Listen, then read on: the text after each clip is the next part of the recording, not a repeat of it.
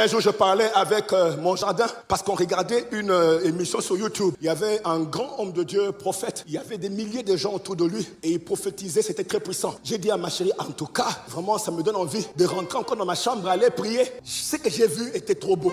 Quand j'ai dit ça, j'ai senti la tristesse du Saint-Esprit. J'ai dit, mais Seigneur, c'est bien, non? Il dit, non, c'est bien, mais c'est pour un temps. Parce que ce n'est pas ce que moi j'ai prévu pour l'Église. Il dit, regarde comment des milliers de gens, des soi-disant enfants de Dieu, remplis du Saint-Esprit, viennent comme des faibles. Everybody's weak, weak, weak. Et il n'y a qu'un seul parmi eux. Est-ce que vous pensez que c'est comme ça que je veux? Écoutez, la saison est arrivée où l'assemblée de Dieu, quand on s'est réunis, ce sont des rois, ce sont des sacrificateurs qui viennent ensemble pour amener la gloire de Dieu sur la terre. Si Dieu dit à Josué que cette parole de la loi ne s'éloigne pas, tu auras le succès en lisant ça. Moi je me dis, mais Dieu, si tu es déjà là, pourquoi toi-même tu ne me parles pas directement? Pourquoi tu m'envoies lire les livres? Pour nous, la voix de Dieu audible est plus importante. Mais Dieu donne beaucoup plus d'importance à la parole qui a été.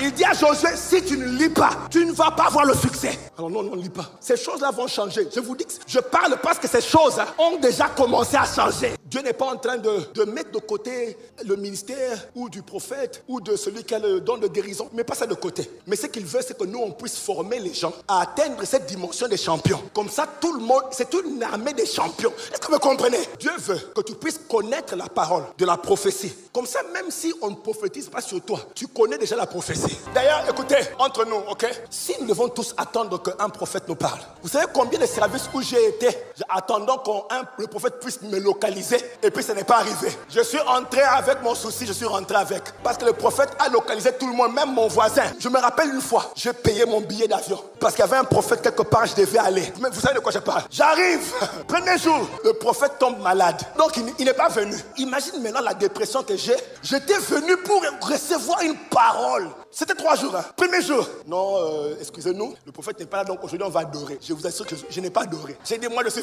Laissez-moi.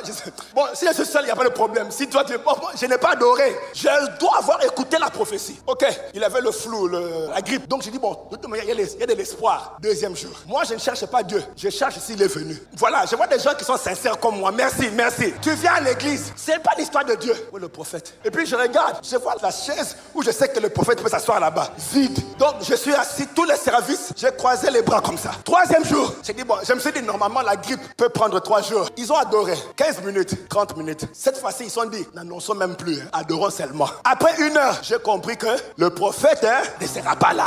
Et puis pendant que je s'assuis, Dieu me dit, toi, tu étais venu pour qui? J'ai dit à Dieu, prophète. Je rentre à la maison, à l'hôtel, très déprimé. Il me dit, lève-toi à 3 heures du matin et